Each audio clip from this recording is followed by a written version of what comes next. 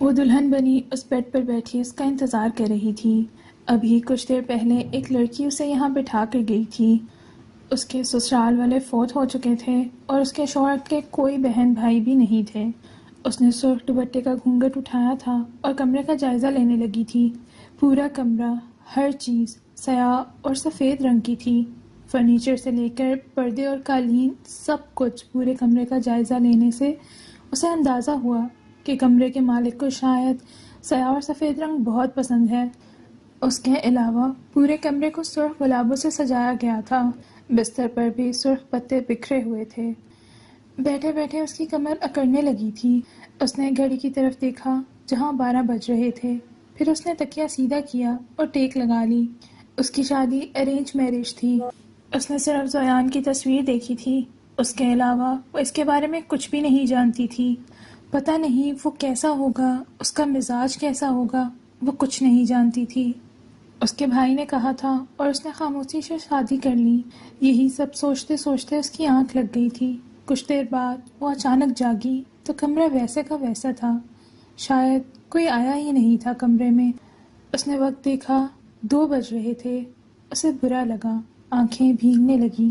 کیا وہ اتنی بے وقوف تھی؟ اب اسے سمجھ نہیں آ رہا تھا کہ وہ بدل جائے یا ایسی ہی بیٹھی رہے۔ وہ ابھی اسی کشمکش میں تھی کہ اچانک دروازہ کھلا اور وہ اندر داخل ہوا۔ آئرہ کا دل زور زور سے دھڑک رہا تھا۔ وہ سیدھی ہو کر بیٹھی تھی اور اس نے اپنا گھونگھٹ ٹھیک کیا تھا۔ سنہری خوشبودار شیروانی پہنے، بالوں کو پانی سے اچھی طرح سنوارے، چہرے پر سنجیدگی سجائے وہ اس کی طرف آیا۔ آئرہ کا سر جھکا ہوا تھا۔ ابھی تک سوئی نہیں تم؟ اس نے سرد لہجے میں پوچھا۔ میں آپ کا انتظار کر رہی تھی، آئرہ سر جھکائے اس طرح بولی جیسے سارا قصور اسی کا ہو۔ کسی نے کہا تھا کہ تم میرا انتظار کرو؟ اس نے بالوں میں ہاتھ پھیرتے ہوئے پوچھا۔ کہ کیا کسی نے نہیں؟ آئرہ کی آنکھوں میں آنسو جمع ہونے لگے۔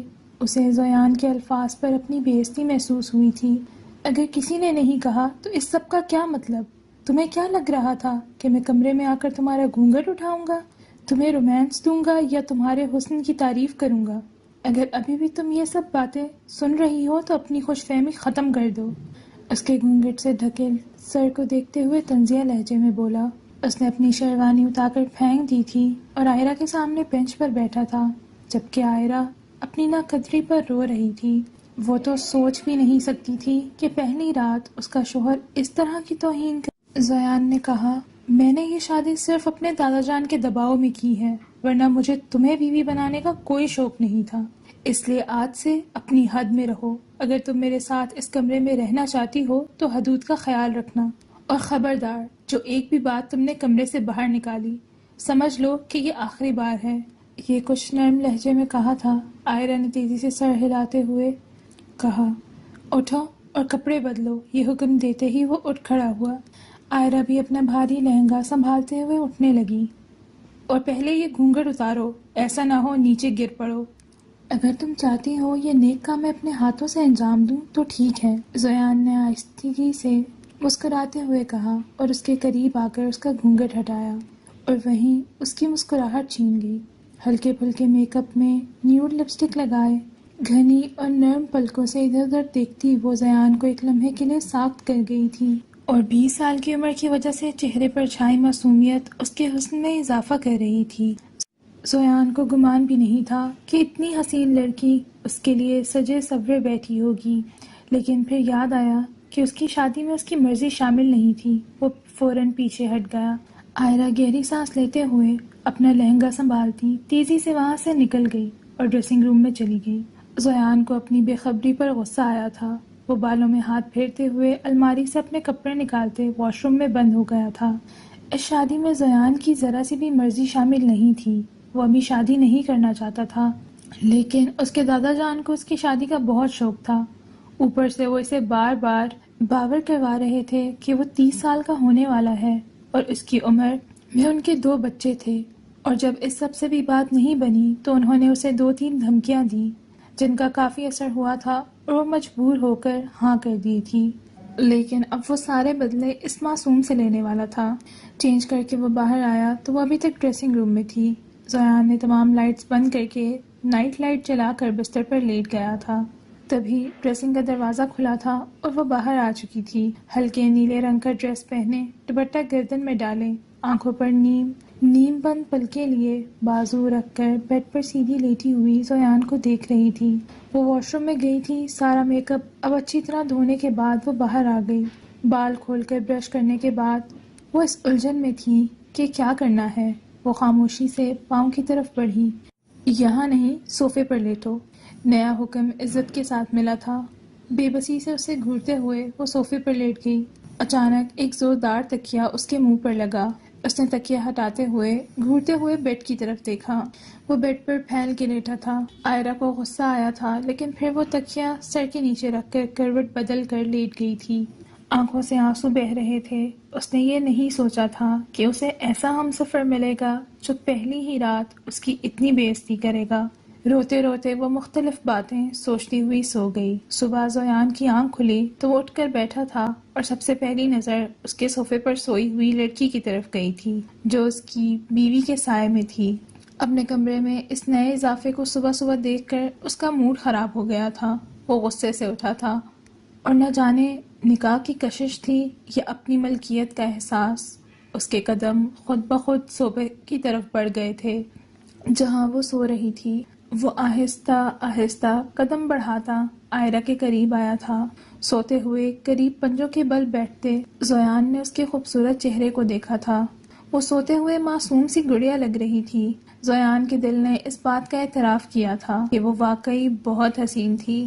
اگر دادا جان نے زبردستی شادی پر زور نہیں دیا ہوتا تو شاید تم میری پسندیدہ بیوی ہوتی، لیکن کیا ہے نا، تمہارے شوہر میں انا بہت ہے، اپنی مرضی کے خلاف کوئی فیصلہ برداشت نہیں کرتا۔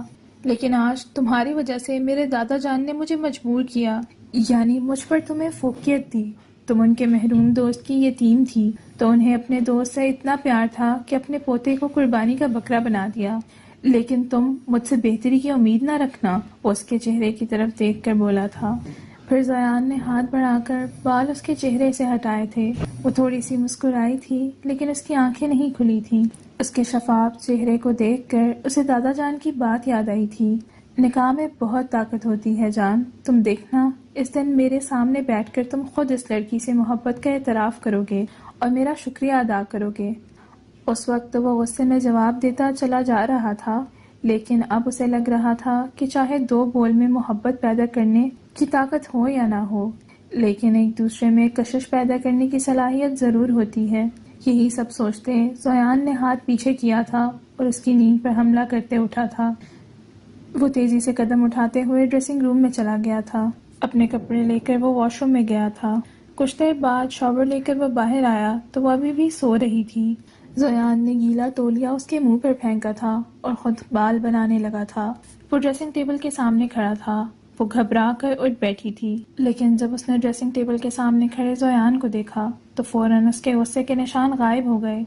اٹھو، یہ تمہارے بھائی کا گھر نہیں جہاں تم دوپہر تک گدھے گھوڑے بیچ کر سوتی رہو، یہ میرا گھر ہے اور یہاں تم میری مرضی سے رہو گی۔ وہ اپنے بال سنوارتے ہوئے بول رہا تھا۔ آئرہ نے اپنا چہرہ اٹھا کر آنکھوں میں نمی لیے اسے دیکھا جو کل سے بس اسے ہی ذلیل کر رہا تھا۔ کوئی محبت بھرا جملہ تو دور کی بات، اس نے تو محبت کی نظر بھی نہیں ڈالی تھی اس پر۔ اور پھر اس نے گھڑی کی طرف دیکھا جہاں ابھی 7 بج رہے تھے اور وہ اسے زیادہ سونے کے لیے چڑھا رہا تھا۔ اب کیا تم مراب میں چلی گئی ہو؟ اٹھو اور تیار ہو جاؤ، پھر باہر جانا ہے ناشتے کے لیے، اس نے شیشے میں اسے دیکھ کر کہا۔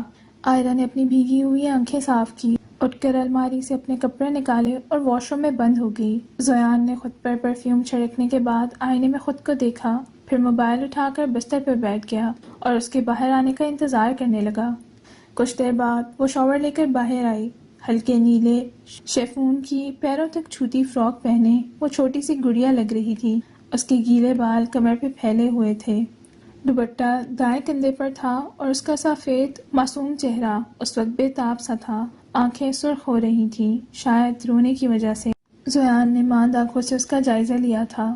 وہ آئینے کے سامنے کھڑی اپنے بال بنا رہی تھی، پھر اس نے بال ڈرائی کیے اور آگے سے ٹویسٹ کر کے پیچھے کھلے چھوڑ دیے تھے۔ وہ خود پر زویان کی نظریں محسوس کر سکتی تھی، پھر بھی خود کو بے نیاز ظاہر کرنے کی پوری کوشش کر رہی تھی، لیکن کوشش کے باوجود اس کے ہاتھوں میں ہلکی سی کپکپاہٹ تھی جو کہ زویان نے محسوس کی۔ پھر اس نے میک اپ کے نام پر بس مسکارا اور گلابی لپسٹک لگائی تھی۔ اس کے بعد صوفے پر بیٹھی، اپنے سینڈل پہنے اور دوپٹہ سر پر رکھا۔ اب وہ اس کشمکش میں تھی کہ زویان کو کیسے مخاطب کرے۔ پھر اس نے نظریں اٹھا کر زویان کو دیکھا جو جان بوجھ کر موبائل میں مشغول ہو گیا تھا۔ اس کے منہ سے بامشکل ہم نکلا، کیا کچھ کہا تم نے؟ چہرے پر سخت تاثرات سجائے زویان نے پوچھا تھا۔ باہر چلیں؟ نظریں جھکائے کہا۔ نہیں، اتنی صبح ہمارے گھر میں کوئی ناشتہ نہیں کرتا۔ دادا جان نماز پڑھ کر سوتے ہیں تو اٹھتے 8 بجے ہیں، تو سکون سے بیٹھی رہو، اتنی جلدی کیا ہے؟ وہ سنجیدگی سے کہتا دوبارہ اپنے موبائل میں مشغول ہو گیا تھا، جبکہ عائرہ نے حیرت سے اسے دیکھا جو کچھ دیر پہلے اسے دوپہر تک سونے کے بارے میں تانے دے رہا تھا اور کب کہہ رہا تھا کہ اتنی جلدی کیا ہے۔ عائرہ اپنی بے بسی پر غصے میں آ گئی تھی۔ کتنے آرام سے وہ شخص اسے ذلیل کر رہا تھا، وہ اس سے زیادہ برداشت نہیں کر سکتی تھی۔ آپ میرے ساتھ ایسا کیوں کر رہے ہیں زویان؟ اس نے غصے میں اچانک اس کی آنکھوں کی طرف دیکھتے ہوئے پوچھا۔ کیا کر رہا ہوں میں تمہارے ساتھ؟ اسے دیکھتے ہی عائرہ نے جواب دینے کے لیے منہ کھولا تھا، لیکن اس کے گلے میں آنسو کا گولا پھنس گیا تھا۔ اس کے الفاظ منہ میں ہی رہ گئے اور وہ ہاتھوں سے چہرہ چھپائے زور زور سے رونے لگی تھی۔ کیا مسئلہ ہے؟ زویان نے تیز آواز میں چیختے ہوئے موبائل بیڈ پر پھینک دیا تھا۔ وہ ڈر کے مارے اپنی جگہ سے اچھل پڑی تھی۔ زویان اٹھ کے اس کے قریب آیا تھا۔ عائرہ کا دل تیزی سے دھڑکنے لگا۔ وہ اس کو دیکھ کر صوفے کے پشت سے چپک گئی تھی، لیکن زویان قریب آیا اور بازو سے پکڑ کر اسے اپنے سامنے کھڑا کر دیا۔ بولو، کون سی زیادتی کے بارے میں بات کرنی ہے؟ میں نے تم پر ہاتھ اٹھایا ہے جس کی وجہ سے تم یوں بے حرکت کھڑی ہو؟ وہ عائرہ کے بازو کو جھنجھوڑ رہا تھا اور وہ درد کی شدت میں اپنے ہاتھ پر اس کا ہاتھ رکھتے ہوئے چیخی تھی۔ مجھے چھوڑ دو، وہ اپنے ہاتھ چھڑانے کی کوشش کرتے ہوئے بولی۔ یہ بات میں نے تمہیں کل ہی بتا دی تھی عائرہ صاحبہ، مجھے اس شادی میں کوئی دلچسپی نہیں ہے، یہ ایک جبری رشتہ ہے، اس سے زیادہ کچھ نہیں۔ اس نے عائرہ کا دوسرا بازو بھی پکڑ لیا تھا۔ میں نے تو نہیں کہا میرے سے شادی کرو، اس نے آنکھیں سختی سے بند کرتے ہوئے کانپتی آواز میں کہا تھا۔ تو اب کیا چاہتی ہو؟ میں تمہیں قبول کر لوں؟ وہ مسکرا کر بولا تھا۔ میں نے یہ تو نہیں کہا، آپ مجھے انسان سمجھیں۔ کل سے مسلسل مجھے باتیں سنا رہے ہیں۔ کتنے ہی آنسو اس کے چہرے پر بہے تھے۔ آنکھیں بند کیے وہ ڈری ہوئی اس کے سامنے کھڑی تھی۔ اس کے گلابی گال شرم سے لال ہو رہے تھے اور چہرہ آنسوؤں سے بھیگ رہا تھا۔ ایک لمحے کے لیے زویان کو اس پر ترس آیا، لیکن اگلے ہی لمحے اس کے چہرے کے تاثرات پھر سخت ہو گئے۔ تو کیا میں تمہیں سر آنکھوں پر بٹھا کے رکھوں؟ یاد رکھو، یہ ہماری محبت کی شادی نہیں ہے کہ میں تمہارے نخرے برداشت کروں، اس لیے اپنی حد میں رہو۔ اس نے غصے میں آ کر عائرہ کے بازو پر زور دیا تھا اور اسے چھوڑ دیا۔ وہ ایک قدم پیچھے ہٹ کر لڑکھڑاتے ہوئے صوفے سے ٹکرائی اور اسے گھورتے ہوئے کمرے سے باہر نکل گیا تھا۔ اپنے بازو کو سہلاتے ہوئے شدت سے رو رہی تھی۔ اس نے اپنی شادی شدہ زندگی کے بارے میں کبھی ایسا نہیں سوچا تھا۔ اس نے ہر لڑکی کی طرح خوبصورت خواب دیکھے تھے اور وہ آج ٹوٹ رہے تھے۔ وہ غصے میں سیڑھیوں سے نیچے آیا تھا۔ سامنے لاؤنج میں دادا جان بیٹھے چائے کے ساتھ اخبار پڑھ رہے تھے، اسے دیکھ کر مسکرائے تھے، لیکن جب اس کے چہرے کی طرف دیکھا تو ان کی مسکراہٹ وہیں رک گئی۔ زویان چہرے پر سخت تاثرات لیے ان کے قریب آیا تھا۔ کیا ہوا تمہیں زویان؟ تمہاری بیوی کہاں ہے؟ تم اسے کمرے میں اکیلا چھوڑ آئے ہو؟ انہوں نے اخبار ہٹاتے ہوئے سخت لہجے میں پوچھا تھا۔ دادا جان، آپ کے کہنے پر میں نے شادی کر لی ہے، لیکن اس کا مطلب یہ نہیں کہ میں آپ کی بہو کے نخرے اٹھاتا پھروں، وہ تلخ لہجے میں بولا اور ان کے سامنے صوفے پر بیٹھا۔ یہ کیا طریقہ ہے بات کرنے کا؟ تمہاری بیوی ہے، جبرن کی گئی ہے۔ ان کی بات اس نے بیچ میں کاٹی تھی۔ جو بھی ہو، اب وہ تمہاری بیوی ہے، اس کی عزت کرو، تمہارا فرض ہے۔ جاؤ اور فوراً بہو کو اپنے ساتھ نیچے لے آؤ۔ انہوں نے اسے روک کر حکم دیا تھا۔ وہ خود آ جائے گی۔ اس نے آرام سے بیٹھ کر لاؤنج میں لگی بڑی LED کا ریموٹ اٹھایا تھا۔ زویان، دادا جان نے سخت لہجے میں اسے پکارتے ہوئے کہا تھا۔ پلیز دادا جان، آپ کے کہنے پر میں نے اس سے شادی کی ہے نا، اب میں اسے کیسے ٹریٹ کروں یا کیا سلوک کروں، یہ ہمارا ذاتی معاملہ ہے، وہ ناراض لہجے میں بولا تھا۔ دادا جان نے اسے گھورتے ہوئے کہا، تم دیکھ لینا، تم کیا تمہارے اچھے بھی اس بیوی کے پیچھے پیچھے گھومیں گے۔ دادا جان مسکرا کر سوچ رہے تھے۔ اخبار دوبارہ کھول لیا تھا۔ وہ دونوں اپنے اپنے کاموں میں مصروف تھے۔ بس 15 منٹ ہی گزرے تھے کہ وہ سیڑھیوں سے اترتی ہوئی نظر آئی۔ پہلے کی نسبت اب وہ کافی بہتر لگ رہی تھی، لیکن اس کی سرخ ہوئی آنکھوں کو دیکھ کر اندازہ لگایا جا سکتا تھا کہ وہ رو کر آئی ہے۔ زیان نے ایک نظر اٹھا کر اس کا حال دیکھا اور پھر دوبارہ سامنے چلتی ہوئی LED کی طرف متوجہ ہو گیا۔ السلام علیکم دادا جان، عائرہ نے ان کے قریب جھک کر سلام کیا۔ وعلیکم السلام، ہماری بیٹی اٹھ گئی ہے؟ دادا جان نے اس کے سر پر ہاتھ پھیرتے ہوئے محبت سے پوچھا۔ جی دادا جان، آپ کے لیے ناشتہ بنا دوں؟ اس نے بھی مسکرا کر پوچھا۔ ارے بھائی، تمہیں اس گھر میں آئے ہوئے ابھی ایک دن بھی نہیں ہوا اور تم ناشتہ بناؤ گی؟ وہ ہنس کر بولے۔ پھر کیا ہوا دادا جان، ابھی تو آپ نے مجھے بیٹی کہا تھا۔ بیٹی کے ساتھ کیسا تکلف؟ میرا بھی تو گھر ہے اور مجھے اچھا لگے گا اگر میں آپ کے لیے کام کروں، وہ صوفے پر بیٹھ کر بولی۔ ٹھیک ہے، کر لینا کام، لیکن آج نہیں۔ انہوں نے انگلی اٹھا کر اسے منع کیا۔ وہ ان کے انداز پر ہنسنے لگی۔ زیان، جو کافی وقت سے خود کو مصروف ظاہر کرنے کے ساتھ ساتھ ان دونوں کی باتیں سن رہا تھا، عائرہ کی ہنسی پر بے ساختہ نظریں عائرہ کی طرف اٹھائیں جو غصے میں منہ موڑے بیٹھی تھی۔ اسے گھورتے زیان نے چہرہ موڑ لیا تھا۔ اٹھو، میرا ناشتہ بناؤ۔ جب کچھ دیر تک اس کا رویہ برداشت نہ ہوا تو غصے میں کہا تھا۔ عائرہ نے چہرہ موڑ کر اسے دیکھا جو ابھی تک اسے دیکھ نہیں رہا تھا۔ زیان، میں نے ابھی ابھی تمہیں منع کیا ہے اور تم پھر شروع ہو گئے ہو۔ نہیں، وہ میری دلہن ہے، کیا ہو گیا ہے تمہیں؟ اس بار زیان کا رویہ ان کو واقعی برا لگا تھا، اس لیے سختی سے کہا تھا۔ نئی نویلی بہو ہوگی آپ کی، میری بیوی ہے اور اسے میں جیسا چاہوں گا ویسا ہی کرواؤں گا، اور تم کیا دیکھ رہی ہو؟ اٹھو۔ پہلے دادا جان کو جواب دیا اور پھر عائرہ۔ وہ گھورتے ہوئے بولا تو وہ فوراً اٹھ کے کھڑی ہو گئی۔ بیٹا بیٹھ جاؤ، تمہارا دماغ خراب ہو گیا ہے، دادا جان نے محبت سے عائرہ کو کہا۔ آخری جملہ زیان کو غصے میں دیکھ کر کہا تھا، جبکہ وہ دادا جان کی طرف دیکھ رہی تھی۔ دادا اور پوتے کی نظریں ان پر تھی۔ اسے سمجھ نہیں آ رہا تھا کہ وہ کیا کرے۔ تبھی زیان نے غصے میں کھڑا ہو گیا۔ کیا سنائی نہیں دے رہا تمہیں؟ چلو میرے ساتھ، اس نے عائرہ کا بازو پکڑ کے کہا اور کچن کی طرف بڑھ گیا۔ عائرہ نے مڑ کر دادا جان کی طرف دیکھا، جنہوں نے آنکھوں سے اسے تسلی دی، کیونکہ وہ جانتے تھے کہ اگر انہوں نے کچھ کہا ہے تو زیان گھر میں ضرور آئے گا، لیکن مزید غصہ نہیں کرے گا۔ کچن میں لا کر اس نے اس کا ہاتھ چھوڑا تھا۔ ناشتہ بناؤ، اور وہ بھی پراٹھا، اسے حکم دیتے ہوئے اپنے کم فولڈ کرنے لگا جیسے ناشتہ اسے خود بنانا ہو۔ عائرہ نے نم آنکھوں سے اسے دیکھا تھا اور پھر چہرہ موڑ کر کچن میں نظر دوڑائی۔ پھر اس نے دوبارہ مڑ کر اسے دیکھا تھا جو اب ڈائننگ ٹیبل کی کرسی کھینچ کر بیٹھ چکا تھا اور نظریں عائرہ پر ہی مرکوز تھیں۔ عائرہ نے تیزی سے نظریں چرا کر جا کر فریج کھولا تھا جس میں آٹا نکالتے اسے باہر رکھا تھا۔ پھر وہ اس کے لیے ناشتہ بنانے لگی۔ زیان پہلے فرصت سے اسے دیکھ رہا تھا۔ عائرہ نے اس کا ناشتہ بنا کر اس کے سامنے رکھ دیا۔ پھر وہ دادا جان کا ناشتہ بنانے لگی تھی۔ لاؤنج میں ہی ناشتہ دے کر جب وہ واپس آئی تو زیان مکمل طور پر ناشتہ کرنے میں مصروف تھا۔ وہیں کھڑی ہو کر وہ سوچنے لگی کہ اب ناشتہ کروں یا نہیں، لیکن پھر اس نے سوچا کہ زیان کے کچن سے نکل جانے کے بعد ناشتہ کروں گی۔ وہ سلیب سے سامان سمیٹ کر سب کچھ اپنی جگہ رکھنے اور صاف کرنے لگی تھی۔ یہ کیا ہے؟ ایسے پراٹھے بنتے ہیں؟ کسی نے سخت لہجے میں کہا، مگر اس وقت لہجے میں غصہ نہیں تھا۔ عائرہ تیزی سے اس کی طرف مڑی تھی۔ کیا ٹھیک نہیں بنا؟ عائرہ کو پریشانی ہونے لگی۔ ادھر آ کے بیٹھو، اس نے عائرہ کو اپنے پاس کرسی پر بیٹھنے کو کہا۔ وہ تیز تیز قدم اٹھا کر اس کے ساتھ والی کرسی پر بیٹھی۔ زیان نے نوالا بنا کر اس کی طرف بڑھایا تھا۔ کھا کر دیکھو، ایسا پراٹھا ہوتا ہے؟ اس کے منہ میں نوالا ڈالتے ہوئے اس نے عائرہ کی طرف دیکھ کر پوچھا تھا، جبکہ وہ آنکھیں پھاڑ کر ابھی تک سمجھ ہی نہیں پائی تھی کہ اس نے کیا کیا ہے، لیکن اس کی اگلی بات سنتے ہی عائرہ نے نوالا چبایا۔ ٹھیک تو ہے، وہ ادھر ادھر دیکھتے ہوئے بولی تھی۔ یہ ٹھیک ہے؟ مجھے تو نہیں لگا۔ اس نے نوالا اپنے منہ میں ڈالا تھا۔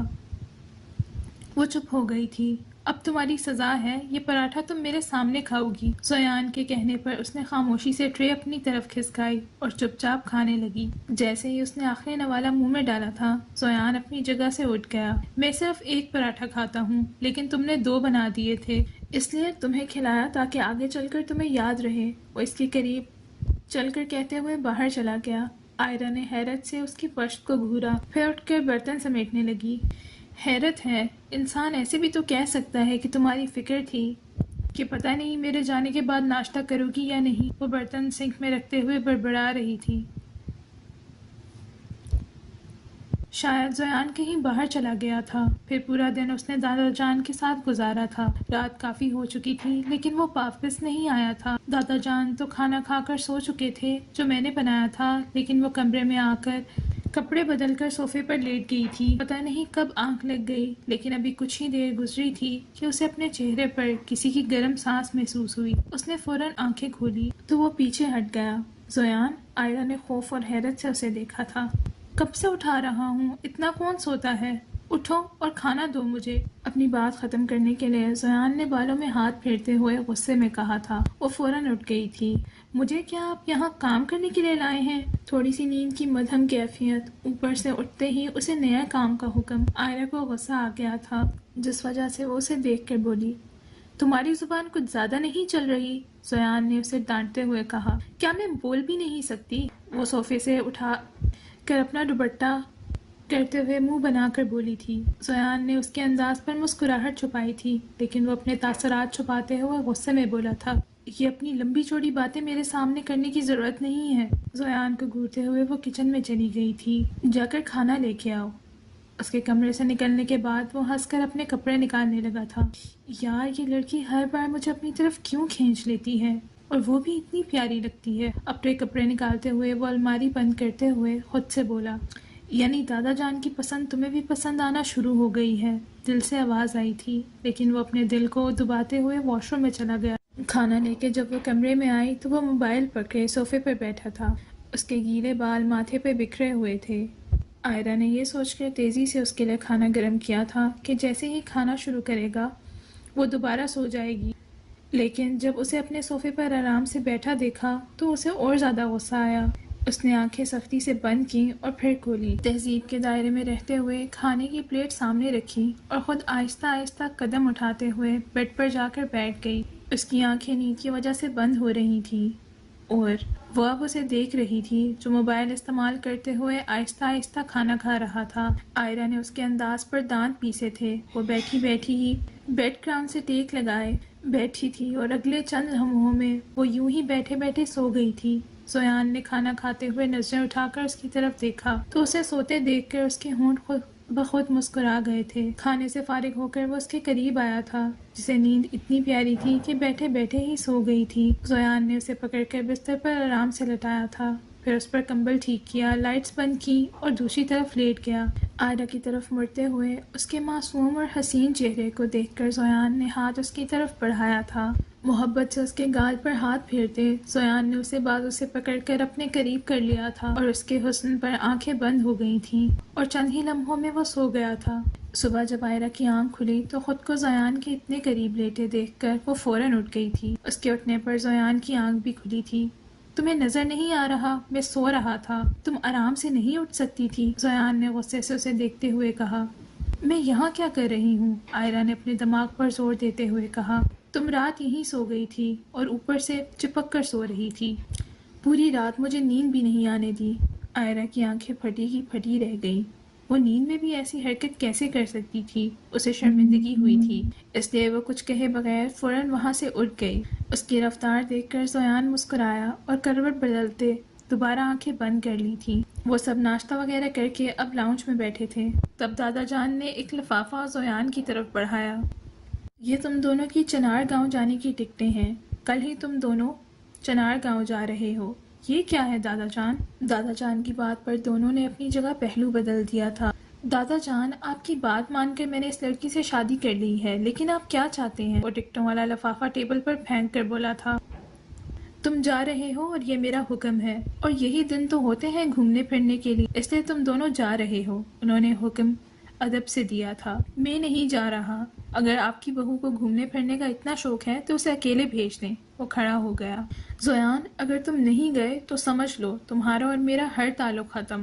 وہ جذباتی بلیک میل کرتے ہوئے بولے تھے۔ یہ غلط بات ہے دادا جان، آپ اکیلے کیسے رہیں گے؟ اس نے کہا، جیسے کوئی بہت مضبوط وجہ تلاش کر رہے تھے۔ جب تم میٹنگز کے لیے دوسرے شہر جاتے تھے تب بھی تو میں گھر میں اکیلا ہوتا تھا، تب تو تمہیں کبھی میرے اکیلے ہونے کا خیال نہیں آیا، اور دادا جان کے پاس تو ہر بات کا جواب ہوتا تھا۔ لیکن اب زیان نے کچھ بولنا چاہا مگر دادا جان نے روک دیا۔ مگر عائرہ نے کچھ نہیں کہا۔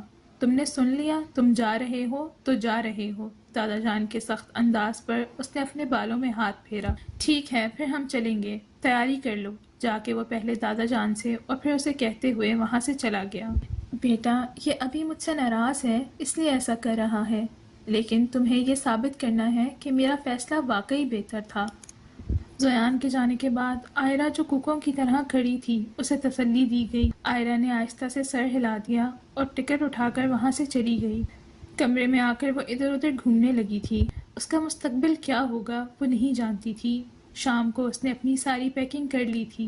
جب وہ گھر آیا تو کہنے لگا، تمہیں ہنی مون پر جانے کا کچھ زیادہ ہی شوق نہیں ہے؟ زیان نے گھڑی اتارتے ہی طنزیہ لہجے میں کہا، شوق ہوتا تو خوشی خوشی تیاریاں کر رہی ہوتی، ابھی تو یہ کسی مجبوری سے کم نہیں لگ رہا۔ مرہم لہجے میں بڑبڑائی۔ شرٹ کے بٹن کھولتے زیان کے ہاتھ تھمے تھے۔ اس نے چونک کر آئرہ کی طرف دیکھا تھا۔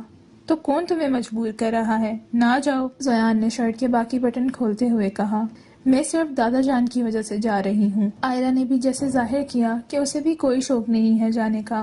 اپنی زبان پر قابو پاؤ، وہاں جا کر کرو گی کیا؟ میں تو تمہارے ہاتھوں میں ہاتھ ڈال کر نہیں گھوم سکتا۔ زیان نے آہستہ سے مسکراتے ہوئے کہا، کوئی بات نہیں، میں خود ہی گھوم لوں گی۔ وہ چڑھ کر بولی تھی، جو مرضی کرنا ہے میری بلا سے، اسے گھور کر کہنے لگا اور ڈریسنگ روم میں بند ہو گیا۔ آج وہ دونوں چنار گاؤں کے لیے نکلے تھے۔ پورا راستہ وہ دونوں خاموش رہے تھے۔ زیان اپنے موبائل پر مشغول تھا جبکہ آئرہ بس خاموش تھی۔ جب وہ وہاں پہنچے تو وہاں سردی حد سے زیادہ تھی۔ آئرہ کو تو ہوٹل تک پہنچتے پہنچتے ہی چینکیں لگ گئی تھی۔ ہوٹل میں آ کر سب سے پہلے زیان نے کھانا آرڈر کیا تھا اور تازہ ہو کر دونوں نے پہلی بار ساتھ بیٹھ کر کھانا کھایا تھا۔ کھانا ختم ہوتے ہی زیان کمرے سے باہر نکل گیا تھا اور آئرہ جا کر بستر میں لیٹتے ہوئے کمبل میں چھپ کر سر سے پاؤں تک سو گئی تھی۔ سردی بھی بہت تھی اور اوپر سے طبیعت بھی خراب محسوس ہو رہی تھی، اس لیے فوراً لیٹ گئی تھی۔ ویسے بھی یہ تو بس ناک کا درد تھا، اس سے تو کسی بڑے اچھے کی امید بھی نہیں تھی، اس لیے اب سونے کی کوشش کرنے لگی۔ کچھ ہی دیر میں آنکھ لگ گئی تھی۔ اسے سوئے 2 گھنٹے ہو چکے تھے جب زیان نے اس کا بازو پکڑ کر جھنجھوڑ کر اٹھایا۔ وہ پچھلے 1 گھنٹے سے کمرے میں واپس آ چکا تھا اور صبر سے اس کے اٹھنے کا انتظار کر رہا تھا، لیکن جب وہ نہیں اٹھی تو غصے میں آ کر اسے اٹھانے کے لیے پورا جھنجھوڑ رہا تھا۔ آئرہ جو بخار میں تھی مشکل سے آنکھیں کھول کر اسے دیکھا۔ یہاں سونے آئی ہو؟ زیان نے اس کا کمبل ہٹاتے ہوئے کہا۔ ہنی مون منانے آئی تھی نا، تو اٹھو اور باہر کا مزہ لو۔ ٹھنڈ لگ رہی ہے، پلیز مجھے سونے دو۔ اٹھ کر بیٹھی اور دھیرے سے بولی۔ اس کا چہرہ لال ہو رہا تھا۔ اٹھو، کوئی ٹھنڈ نہیں لگ رہی تمہیں، تم تو یہاں انجوائے کرنے آئی تھی، لیکن تم آرام کے چکر میں ہو۔ زیان نے اسے بات پکڑ کر کھڑا کیا۔ وہ حیرانی سے اسے دیکھ رہی تھی اور پتہ نہیں وہ اسے کہاں لے جا رہا تھا۔ کمرے سے باہر لے جا کر زیان نے اس کا بازو چھوڑا تھا۔ جاؤ انجوائے کرو، وہ غصے میں کہہ کر مڑا تھا۔ آئرہ جو اس کی حالت سمجھنے کی کوشش کر رہی تھی، جب زیان کو دروازہ بند کرتے دیکھا تو اس نے دروازے پر ہاتھ مارا۔ زیان پلیز ایسا نہ کریں، وہ پہلے ہی بخار میں جل رہی تھی۔ اوپر سے زیان کی حرکت پہ اسے شدت سے رونا آ گیا تھا۔ وہ زمین پر بیٹھ کر رونے لگی تھی۔ تبھی وہاں سے گزرنے والے 2 لڑکوں نے اسے دیکھ کر ایک دوسرے کو آنکھوں سے اشارہ کیا تھا۔ وہ دلچسپی سے اسے دیکھتے ہوئے اس کا منہ دبا کر اسے اپنے کمرے میں لے گئے۔ وہ اتنی خود میں گم تھی کہ چلا بھی نہ سکی۔ زیان کو صوفے پر بیٹھتے ہی خیال آیا کہ اس نے کیا کیا ہے، کوئی بات تو نہیں تھی، پھر کیوں اتنا غصہ آیا، اور اتنا غصہ کہ اسے باہر نکال دیا۔ وہ فوراً اٹھ کر گیا اور اس نے دروازہ کھولا، لیکن وہ باہر موجود نہیں تھی۔ کہاں جا سکتی ہے؟ زیان نے حیرت سے سوچا، پھر ادھر ادھر نظریں گھما کر دیکھا تو اس کی نظر ساتھ والے کمرے کے دروازے کے سامنے پڑے آئرہ کے جھمکے پر گئی۔ اس نے قریب جا کر جھمکا اٹھایا۔ وہ اچھے سے پہچان سکتا تھا کہ یہ آئرہ کا ہی ہے۔ اس نے خود تیار ہوتے ہوئے اسے یہ جھمکا پہنتے دیکھا تھا۔ اگلے ہی لمحے وہ کچھ سوچے بغیر دروازہ توڑنے لگا تھا۔ 1-2 بار لگاتار اور تالا ٹوٹ گیا تھا۔ وہ تیزی سے اندر گھس گیا، لیکن باقی کا منظر دیکھ کر اس کے قدم ایک لمحے کے لیے رک گئے تھے۔ سامنے ہی وہ دونوں درندے اس پر جھکے ہوئے تھے اور وہ روتے ہوئے ملامت کر رہی تھی، لیکن ان دونوں کے سامنے وہ چھوٹی سی لڑکی کیا کر سکتی تھی؟ زیان آگے بڑھ کر ان دونوں لڑکوں کو پیچھے سے کھینچ کر آئرہ کو دور لے گیا تھا۔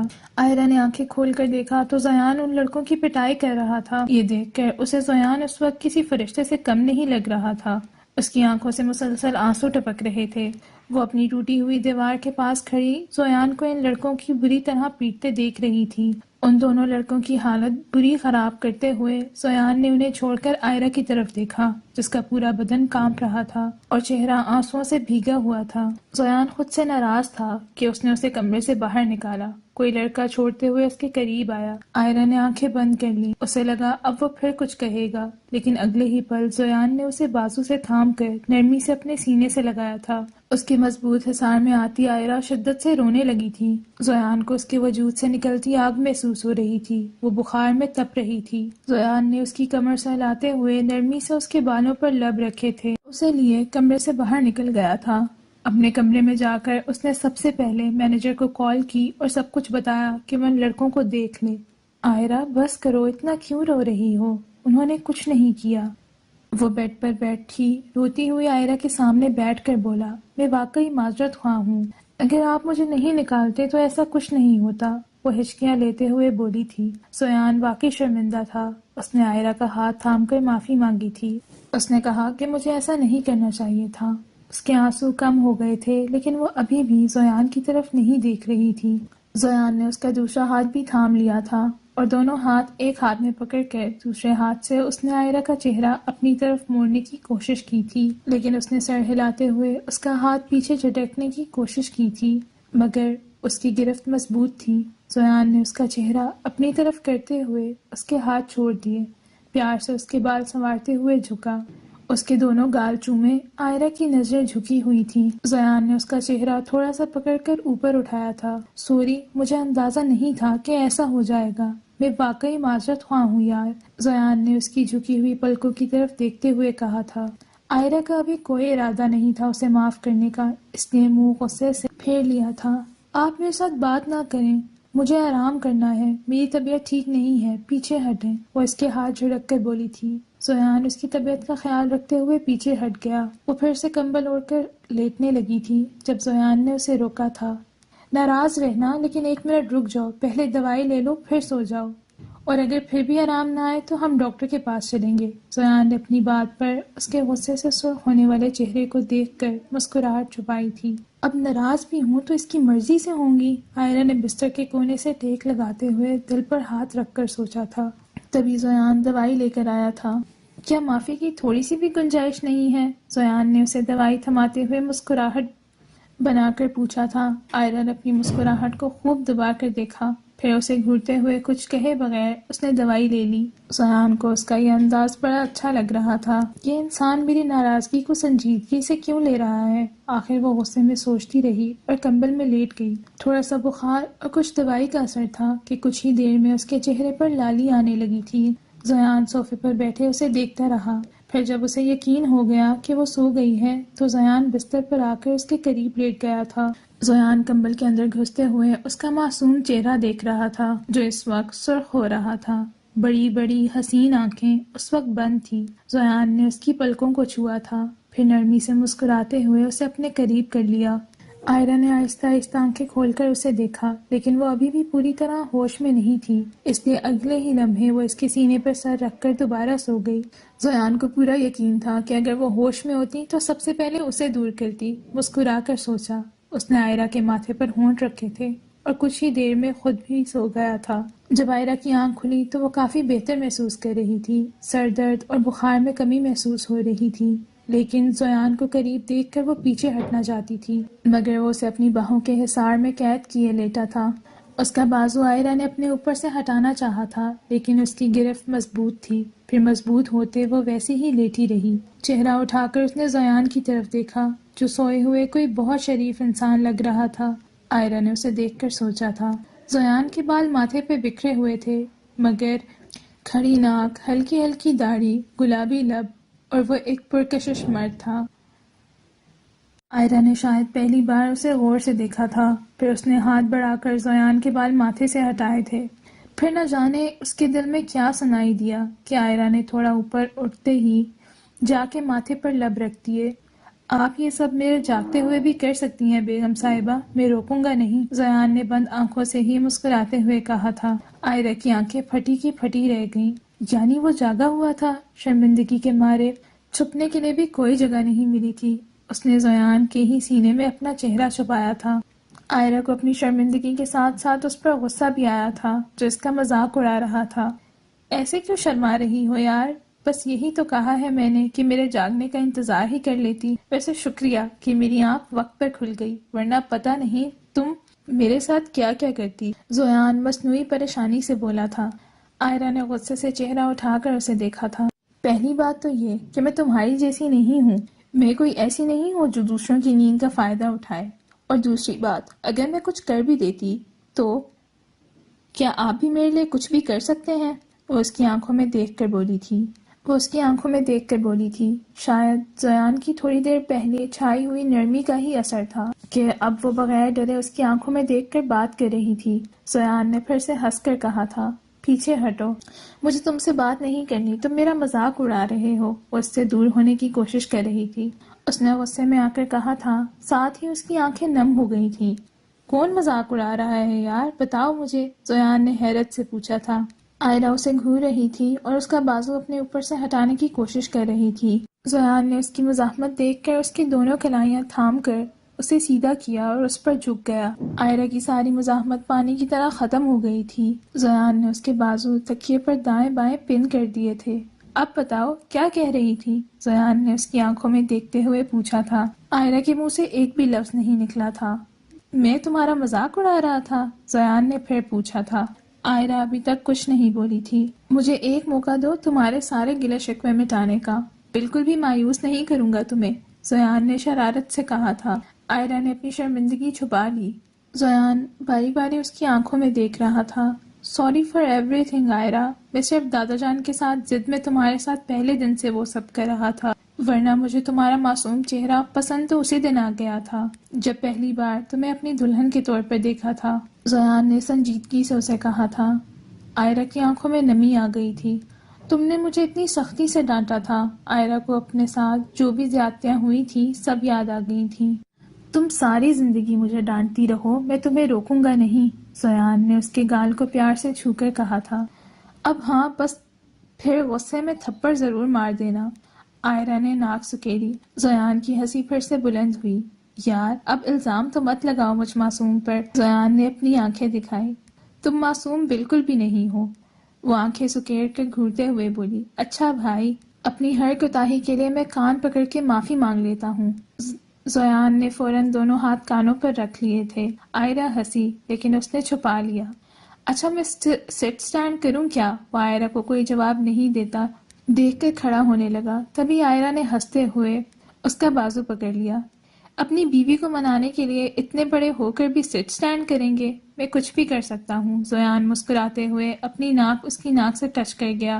آئرہ کی ہنسی رک گئی۔